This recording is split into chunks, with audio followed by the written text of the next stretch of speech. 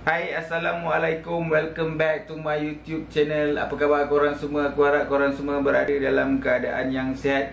Nama aku Topan. Bagi siapa yang baru sampai ke channel YouTube aku ni, selamat datang. Yang dah subscribe, terima kasih banyak-banyak. Yang belum subscribe, subscribe sekarang. Kerana subscribe itu adalah percuma.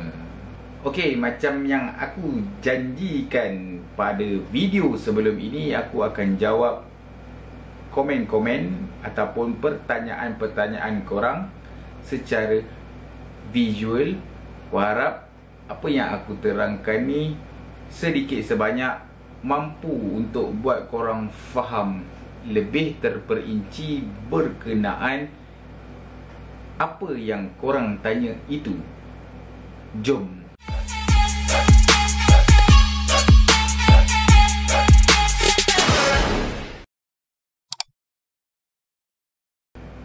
Alright, soalan pertama datang daripada Zati Zainuddin.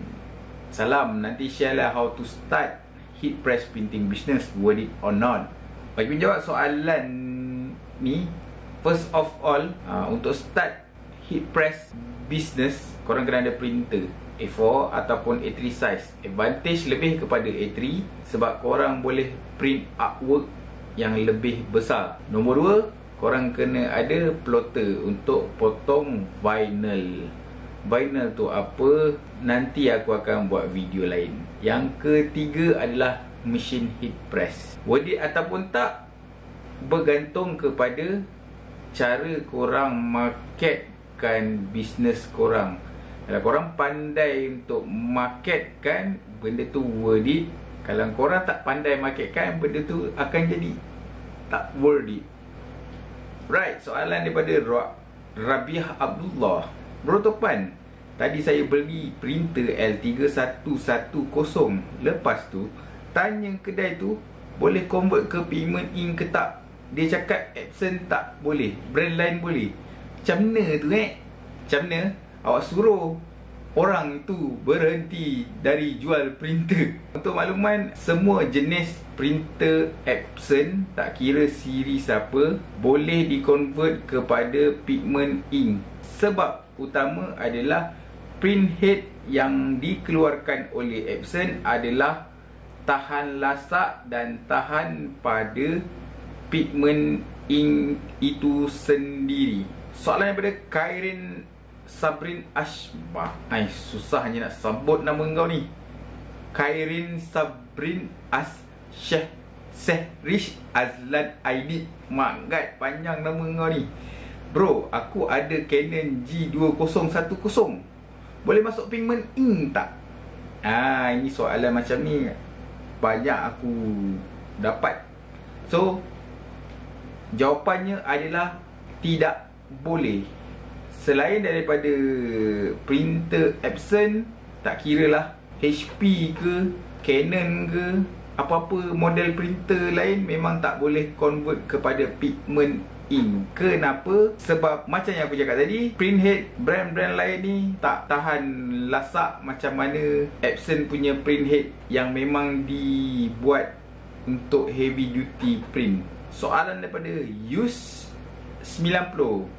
Bos, kalau printer kita dah memang guna ink biasa, lepas tu nak main tukar pigment ink, tak apa ke? Atau kena cuci ke print head? Lebih kurang lah macam tu soalan dia kan. Alright, untuk convert printer kepada pigment ink, aku bagi dua situasi. Situasi pertama, printer baru, tank kosong, yang memang korang tak isi ink lagi, apa-apa lagi. Yang kedua, korang dah isi ink original and nak convert.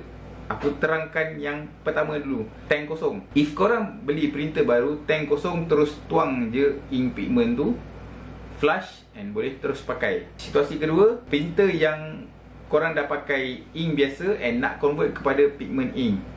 Macam mana caranya adalah korang kena sedut ink, kasih kering, and then tuang pigment ink, run 10 ke 20 keping supaya ink original hilang daripada print head.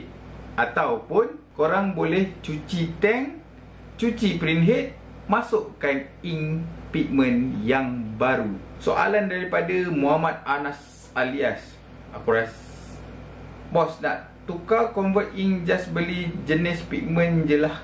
Ya, dari segi hardware ada kena buat apa-apa kat printer tak? Aku rasa aku macam dah jawab soalan ni tau dekat video sebelum-sebelum ni. Tapi aku jawab lagi lah. Untuk tukar kepada pigment ink, korang tak perlu orang kata upgrade hardware apa-apa. Just tukar sahaja.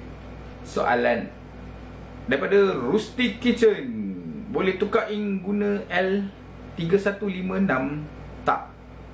L3156 ni aku jarang dengar. Tapi untuk model Epson, no problem, boleh convert. Tak ada masalah apa-apa, convert je lah.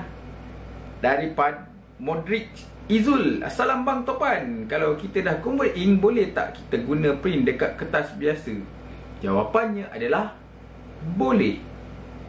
Daripada Mustika Hati, panjang ni soalan dia ni.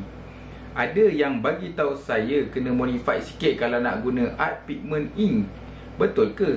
Actually, saya punya printer macam pelik sikit. Saya baru beli Epson dalam tak sampai 3 bulan. Dalam 3-4 minggu lepas tinggal seminggu sebab balik kampung. Ada urusan sikit. Balik semula ke rumah, dapat print 2 keping. Lepas tu, slowly tak keluar ink. Print saya tak heavy duty, jobs relax. Tak print banyak. Like that lah. Soalan dia panjang lah, soalan dia. So aku faham apa yang dia cakap ni. And ini penerangan aku. Setiap ink, sama ada original ink ataupun pigment ink, dia ada sifat tersumbat, kering. Ink kering tu yang akan membuat print head tersumbat. So kalau korang nak tinggal printer kau nak balik kampung ke ataupun ada urusan lain ke, just make sure printer tu dalam keadaan sentiasa on. Jangan off kan and korang tinggal. Printer Epson datang dengan auto cleaning setiap 24 jam. Setiap 24 jam kalau korang tinggal, dia akan auto cleaning secara automatik lah, senang cerita. And ini akan menyebabkan print head korang kurang untuk tersumbat. And then bila korang balik daripada settlekan urusan balik kampung ke, nak guna balik printer tu ataupun nak jalan job balik, first thing first, korang kena nozzle check. And then cleaning print head, baru jalan job. Itu cara simple untuk elakkan print head tersumbat. Kalau aku baca apa yang dia cakap ni, print head ni tersumbat ni sebab lama terbiar. Azul Nordin, salam bro. Epson L210 tukar pigment ink boleh print art card? Sebab saya cuba tak boleh. Kenapa tak boleh? Berkemungkinan besar art card yang kau print tu adalah salah. Sebab printer ada banyak jenis. Ada laser, ada digital, ada inkjet ataupun pigment ink. Okey, macam mana nak bezakan material art card untuk printer-printer ni? So, setiap printer ada material tersendiri. Untuk art card jenis pigment ink ataupun inkjet printer, biasanya art card tu lebih glossy daripada art card jenis laser dan juga digital printer. Berkemungkinan besar material yang kau print tu adalah salah. So, cari dekat luar material art card untuk inkjet printer. Ingat, untuk cari material apa-apa sekalipun, inkjet printer. Untuk inkjet printer. Faris R Gaming, bro, kalau saya pakai HP DesignJet 500 Plus, saya dah guna ink ori and nak convert ke pigment, nanti print head tak effect ke? Thank you. Jawapannya tak boleh. Sebab print head untuk HP tak tahan lasak ataupun bukan heavy duty yang boleh guna pigment ink. Zaki Zakwan, bro, tolong review untuk material yang boleh print guna sublimation ink. Printer kalau korang convert kepada sublimation ink, yang boleh korang print adalah sublimation paper sahaja. Sebab ink sublimation tu digunakan untuk sublimation. Kalau korang perasan, sublimation ink bila korang print dekat sublimation paper tu, dia akan pudar sikit. And then bila korang hit press transfer kepada contohnya mug ataupun baju, baru color dia naik, pop up naik. So untuk korang print pada stiker tak boleh, untuk print pada paper mungkin boleh tapi tak cun. So untuk sublimation paper sahaja. Izian Ismail, maaf je nak tanya, pigment ink tu apa dan apa tujuan dia? Apa beza dengan ink biasa? Sifat ink original ni adalah dia tak waterproof. Tujuan kita convert kepada pigment ink supaya apa yang kita print tu dia akan jadi waterproof, and at the same time dia tak mudah luntur, dia tak mudah rosak. Itu tujuan kita untuk convert. And another tujuan lain, bila kita convert kepada pigment ink, kita boleh print material untuk heat press. Contoh 3G dark paper. Idham Effendi, pakai ink pigment atau inkjet? Ink pigment ke inkjet? Macam ni. Kalau pakai pigment, perlu laminate tak? Satu lagi, bos pakai laminate apa? Macam tak pakai pemanas je? Alright. Okay, kalau dah convert kepada pigment, penting ke tak laminate? Terpulang pada material tu sendiri. Kalau material PVC glossy, sama ada korang nak laminate ataupun tak, itu terpulang. Tapi berkemungkinan besar daya ketahanan stiker tu tak lama. So laminate ni tujuan dia untuk kita tahankan dia lagi, kita tambah lagi jangka hayat untuk kegunaan outdoor contohnya. Alright. Laminate apa aku pakai? Tak pakai pemanas. Oh, tu nama dia cold laminate. Cold, sejuk. Laminate is laminate. Laminate, sejuk nama dia.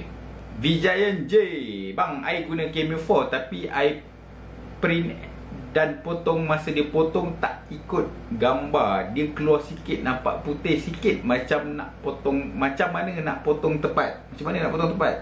Kalau kau tengok balik dekat video tutorial print and cut Cameo, aku ada tunjukkan dua cara. Satu, cara guna, yang pertama, cara potong ada border putih. Yang kedua, cara potong guna safe area. So, boleh guna safe area ataupun secara armnya untuk kau print dan potong ikut bentuk design, ikut color design, buat safe area untuk elak stiker rosak. Amoy ZM, kalau tak ada cold laminator, oh Mishi dah maksudnya. Tak, kalau tak ada cold laminator, boleh ke laminate manual bang? Boleh. Sama ada guna pembaris ke, acrylic board ke, tak kisah. Dia boleh apply secara manual. Aku rasa kalau korang search dekat YouTube, ada je tutorial macam mana nak apply laminate sejuk ni secara manual. Mod Rich Izul, Assalam Bang Topan. Waalaikumsalam. Saya baru je beli printer L3110, terus masuk ink pigment. So macam mana nak jaga head supaya tak close? Dalam kurungan tersumbat. Untuk elak print head tersumbat, aku akan bagi tips. Yang pertama, printer sentiasa on. Yang kedua, lepas guna tutup pakai kain ataupun apa-apa sahaja yang penting hindari dia daripada habuk-habuk. Okey. Yang ketiga, sebelum jalan apa-apa job, check nozzle, buat cleaning print head, and then baru print out job. And sebulan sekali ataupun 2 bulan sekali ataupun 3 bulan sekali, pergi ke kedai servis print head, cuci print head. Itu sahaja. Mr. Alip, Bro Topan, macam mana nak tentukan harga sekeping stiker yang kita nak jual? Saya ni baru lagi berkecimpung dalam bidang stiker ni. Soalan ni bagus, tak ramai yang tanya. First thing, korang kena tahu berapa costing stiker korang. Sama ada costing stiker, laminate dan juga ink. Aku bagi contoh, costing ketiga-tiga barang ni adalah RM5. Alright. So, macam mana nak tentukan harga? Aku bagi beberapa cara. Yang pertama, sebagai contoh, Kalau customer nak buat stiker dalam kuantiti sikit, 50 lah aku bagi contoh, 50 piece. So korang boleh ambil margin 300 ke 400%. Let's say customer nak buat 100 piece, mungkin korang boleh turunkan margin tu daripada 400 ke 300%. Kalau customer nak buat banyak lagi, 1000, mungkin korang boleh dropkan margin korang kepada 200 ke 100%. Yang paling penting adalah jangan drop margin sampai bawah 100%. Sebab harga ni sebenarnya terpulang kepada korang, macam mana korang nak tentukan harga. Mungkin itu guideline simple yang aku boleh bagi. Randy Robin Galiban, sharing mantap bro.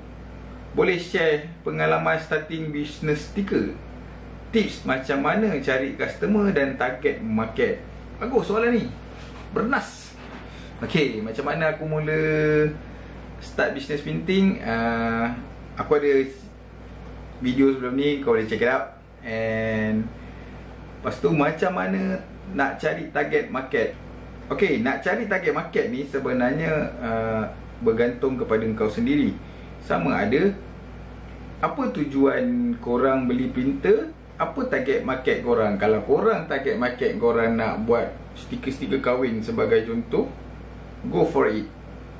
And kalau korang nak sapu semua, sapu semua. Kalau korang nak buat printing and korang nak kejar market untuk branding or produk-produk, go for it. Target market sebenarnya banyak ataupun luas. Yang senang cerita, korang boleh pergi mana-mana. Korang boleh pergi ke wedding contohnya, korang boleh pergi kepada pengusaha-pengusaha perniagaan, pengusaha-pengusaha produk. And ketiga, mungkin korang boleh pergi ke retail, korang buat stiker design korang sendiri and korang jual retail. Itu antara target market juga yang boleh korang buat. So tips macam mana nak cari customer ni, dia terpulang pada kau sendiri yang macam mana nak marketkan bisnes korang. So kalau boleh, sediakan portfolio company sebaik-baik mungkin supaya korang boleh propose dekat mana-mana syarikat lain ataupun klien-klien lain. Right? Macam mana nak cari customer ni tak adalah susah mana. Cuma korang perlu tahu macam mana nak attract diorang. So macam mana nak attract diorang tu, mungkin korang boleh serve diorang dengan kualiti produk korang yang baik, timing korang yang cepat, servis korang yang baik. Mod Rich Izul, banyak juga dia ni tanya ni. Assalamualaikum Topan, mesin laminate tu panas ya atau plastik tu yang macam stiker? Okay, kalau laminate ni dia seakan stiker Luxina. Seakan tak, bukan sama dengan stiker transparent. Cuma function dia ni untuk protect printing pada stiker. Mesin aku tak panas pun, dia tak ada heater. Itu cold laminate machine nama dia. So korang, kalau korang nak cari, korang boleh cari dekat Shopee ada, dekat Lazada ada. Mesin tu tak adalah mahal mana, lingkungan harga 300 ke 500, pandai jari ah. Muammar 007 James Bond. Untuk beli matte stiker dengan laminate ni, ada tempat khas kedai yang jual ke atau kedai buku ada jual? Jawapannya, kedai buku tak ada jual bang. Material stiker ni biasanya ada supplier yang jual. Mana nak dapat? Supplier banyak dekat luar sana. Korang boleh cari free, korang boleh cari usahawan.com. Banyak lagi supplier. Kalau tak tahu macam mana nak cari, cuba masuk dekat grup-grup printing di Facebook. Kat sana banyak supplier yang jual barang and banyak orang share dekat mana nak cari barang ataupun kat mana nak cari supplier. U90 Bos Topan, next kami perlukan tutorial kertas stiker apa yang patut dan stiker laminate tu. Macam mana soalan kau ni? Brand apa, GSM apa tu semua. Maklumlah baru start, aku pun pening soalan dia ni. Okay, untuk stiker sebenarnya aku dah bagi video sebelum ni. Aku dah buat video sebelum ni. Korang boleh check it out. Material apa yang boleh print semua ada kat dalam video tu. Korang check it out lah. Brand apa tu semua. Banyak brand sebenarnya kat dalam market ni. Ikut pada korang yang nak pakai. Aku banyak guna daripada Fury dan banyak juga supplier lain. So aku mix and match mana yang aku rasa sesuai aku nak pakai. And harga pun berpatutan. So aku pakai je lah. Okay, itu je lah yang komen-komen yang aku dah combine-combinekan. And aku jawab soalan. Aku rasa banyak lagi yang aku tak terjawab. And insyaAllah nanti aku akan jawab dekat video lain ke. And so kalau korang ada pertanyaan, jangan segan silu untuk tanya. Drop komen dekat bawah. Nak tanya apa, tanya, insyaAllah aku akan jawab. So aku harap video ni, penerangan dalam video ni mampu buat korang faham. Kalau tak faham tu, no problem. Ada yang cari aku dekat Twitter, ada yang cari aku dekat Instagram untuk tanya. Aku tak ada masalah, just tanya. Aku akan share apa yang aku tahu. So, ada yang request aku untuk buat video tutorial pasal heat press. InsyaAllah untuk video akan datang aku akan cuba buat. Sebab sekarang ni aku tengah busy sikit dengan bini aku, tengah berpantang, anak aku baru lahir. And Shopee bukan main lagi, job tengah banyak. So, aku harap korang semua bertenang. Video-video lain akan menyusul selepas ini. Aku dah ada list. Jangan risau, aku dah ada list video apa aku nak buat lepas ni. Aku dah ada list, aku dah list down kan lah, senang cerita. Video apa aku nak buat selepas-lepas ni. Aku harap cuma korang sabar je lah. So itu je video aku untuk kali ni. Aku harap apa yang aku share dekat korang ni bermanfaat. Semoga korang yang baru menceburi dunia printing ni jangan give up, jangan putus asa, teruskan sampai jadi. Jangan lupa like, jangan lupa komen, jangan lupa subscribe video ni kalau korang suka. Kita jumpa dekat next video. Bye bye. Assalamualaikum.